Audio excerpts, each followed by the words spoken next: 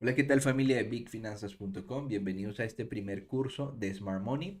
Vamos a estar aprendiendo a través de una serie de videos en que se basa la filosofía del Smart Money y cómo aplicarlo en nuestra operativa. Esto les va a servir para divisas, para índices, para stocks, para criptomonedas, para diferentes mercados sin importar qué mercado ustedes operan.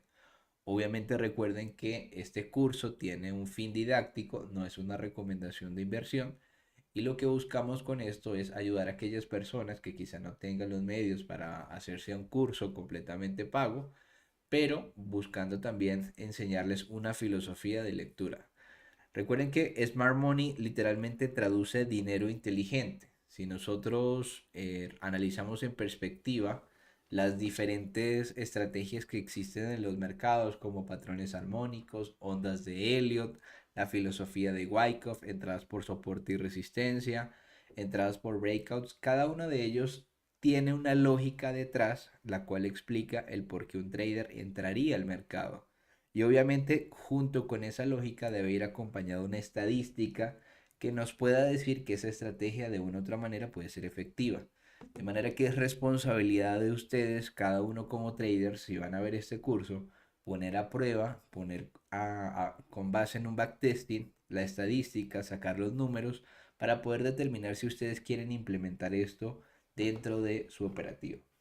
Siendo esta la introducción de nuestro curso, vamos a empezar con algo muy elemental, pero que al tener claridad de lo que es la estructura del precio o la estructura de mercado, ustedes van a tener la posibilidad de, sin importar si utilizan la filosofía de Smart Money o cualquier tipo de trading que ustedes utilicen, cualquier tipo de estrategia, vamos a tener una mejor lectura del mercado y probablemente existe una mayor posibilidad de que tengamos más aciertos.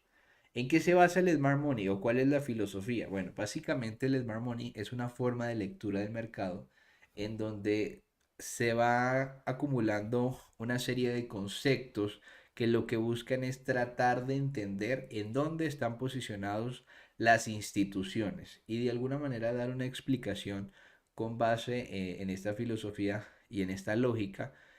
¿En qué sentido? En el sentido de darle una lectura constante al mercado en por qué sube, por qué baja, por qué oscila, cuáles son las zonas de mayor probabilidades para entrar, cuáles son zonas para evitar estar dentro del mercado. Como en cualquier estrategia, todo se basa en una lógica.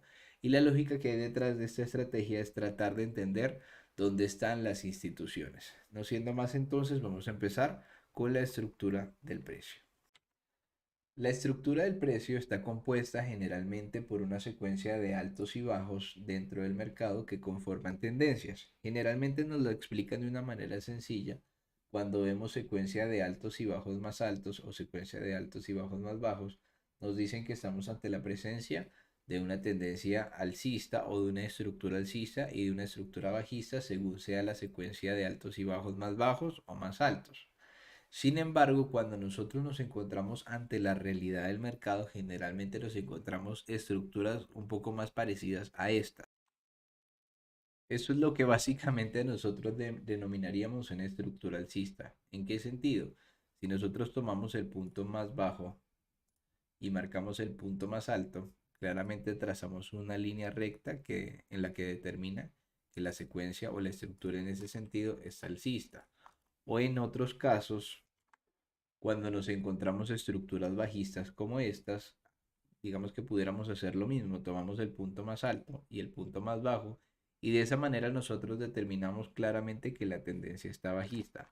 Ahora, la pregunta es realmente qué dirección tomar, en qué punto nos encontramos, cómo entender realmente la estructura, porque si veíamos al principio cómo se ve la estructura y generalmente esto se parece un poco más a cómo es la estructura realmente dentro de los mercados, entonces diríamos que es bastante confuso, pero la idea de esta, digamos, esta dinámica es aclarar un poco cómo leer la estructura. Entonces vamos a fundamentar esa lectura en unas ciertas reglas. Vamos a ver cada una de ellas. La primera regla de la cual vamos a hablar es acerca de la marcación utilizando las temporalidades macro o temporalidades mayores. Básicamente lo que vamos a hacer es utilizar el gráfico de semanas, de días o de 4 horas y a través de esto tratar de captar con mayor facilidad hacia dónde va la dirección del precio. Muchas veces sucede que tenemos una estructura como esta, como la que estamos viendo en este momento, que la estamos viendo en 15 minutos o en una hora, y para nosotros no es tan claro identificar la dirección, sobre todo cuando nos encontramos en situaciones como, por ejemplo, ver el contexto que está teniendo el precio en un punto como este. Fíjense que ya acabo de acercar el mismo gráfico que estábamos viendo anteriormente y en este punto estamos empezando a notar cómo el precio está haciendo una secuencia de altos y bajos más bajos. En ese sentido, algunos traders pudieran decir, listo, la tendencia está bajista, voy a buscar ventas. Pero si nosotros miramos en perspectiva el gráfico de una manera más amplia, nos vamos a encontrar con que el contexto que estaba haciendo el precio básicamente eran secuencias de altos y bajos más altos, ¿ok? Que finalmente están llevando el precio hasta el punto donde nos encontrábamos. Nosotros solamente estábamos viendo una pequeña fracción de todo el movimiento, pero de ahí viene la importancia de nosotros agrandar un poco el gráfico y considerar entonces buscar los gráficos mayores de las temporalidades mayores como las de día, como los de semana, incluso si es que llegado el caso fuera necesario, o incluso de 4 horas. Ahora, si volvemos a mirar el gráfico en un sentido amplio, básicamente yo lo que había hecho era ampliar toda esta zona para ver un poco el gráfico. Pero también recuerden que dentro de la estructura, no siempre la estructura la vamos a ver tan fácil o tan sencilla como les mostraba al principio o como lo muestran la mayoría de los libros. Difícilmente nos vamos a encontrar siempre o digamos constantemente en el mercado con estructuras como estas. La razón es que sería tan sencillo, tan fácil operar los mercados que sencillamente pues todos tuviéramos millones haciendo, digamos, siguiendo la estructura de esa manera. Pero lo que sí pudiéramos hacer para de alguna manera tener un mejor entendimiento de la lectura de la estructura es lo siguiente. Cuando buscamos temporalidades mayores, muchas veces nos vamos a encontrar con que la estructura mayor, ¿sí? Recuerden que la regla número uno era marcación en temporalidades macro, es decir, semanas, días o 4 horas. En ese sentido, cuando nosotros nos vamos a gráficos mayores o la estructura la buscamos en temporalidades mayores, nos vamos a encontrar con que vamos a tener un mejor panorama o una mejor lectura de la estructura que en ese sentido sí se parece un poco más a lo que nosotros vemos en la teoría. Entonces, cuando nosotros encontramos estructuras como estas, alcistas, ¿sí? Como la que estamos viendo en este punto, en este punto, en este punto, en este punto, y así va haciendo secuencia de altos y bajos del precio para marcar esa estructura alcista, también tenemos que tener presente que se forman subestructuras dentro de la misma estructura. ¿Qué quiere decir eso? Que cuando el precio alcanza un máximo, muchas veces nos vamos a encontrar con contextos en los que el precio empieza a caer y seguramente muchas personas entran en pánico o quizá entran en euforia en algún momento en el que el mercado empieza a subir, pero sí es importantísimo que nosotros entendamos estructura de la subestructura y ahí viene la regla número. Esta regla nos dice utilizar una temporalidad menor para ubicar la subestructura, entendiendo la subestructura como estructuras que se van formando en temporalidades menores a la gran estructura que se está formando en una temporalidad mayor. Si ustedes ven, cada una de esas estructuras están conformadas en colores para que se entienda mejor. Entonces, cuando nosotros sabemos distinguir de la estructura completa macro de la subestructura, probablemente vayamos a tener una mejor lectura de todo el gráfico. Ahora, ¿hasta dónde podría llegar la subestructura? Entonces ahí es donde nos vamos con la tercera regla. La tercera regla nos dice ubicar el PDC o punto de control, ubicar el punto de control o el extremo de la estructura mayor. En este sentido, ¿cuál es la estructura mayor, Andrés? Dijémonos que la estructura mayor es esta que está acá. Si nosotros revisamos cuál es el punto de control, yo les voy a citar en este momento una clase de la cual nosotros profundizamos un poco más, que también está en la sección de formación de Big Finanzas, pero digamos voy a dar una explicación muy básica en este momento. Generalmente cuando nos encontramos frente al mercado y vemos una tendencia, lo primero que pensamos para que se conforme una tendencia es que debe estar compuesta por un máximo, un mínimo, en el caso de la tendencia alcista, y un máximo que esté más alto que el anterior. Solamente con esto yo puedo decir que tengo mi módulo mínimo de tendencia. En el caso bajista, yo con que tenga un mínimo, un máximo y un mínimo más bajo que el anterior mínimo, con eso es suficiente para yo tener un módulo mínimo de tendencia. Ahora, ¿dónde se conforma o se consolidan los puntos de control?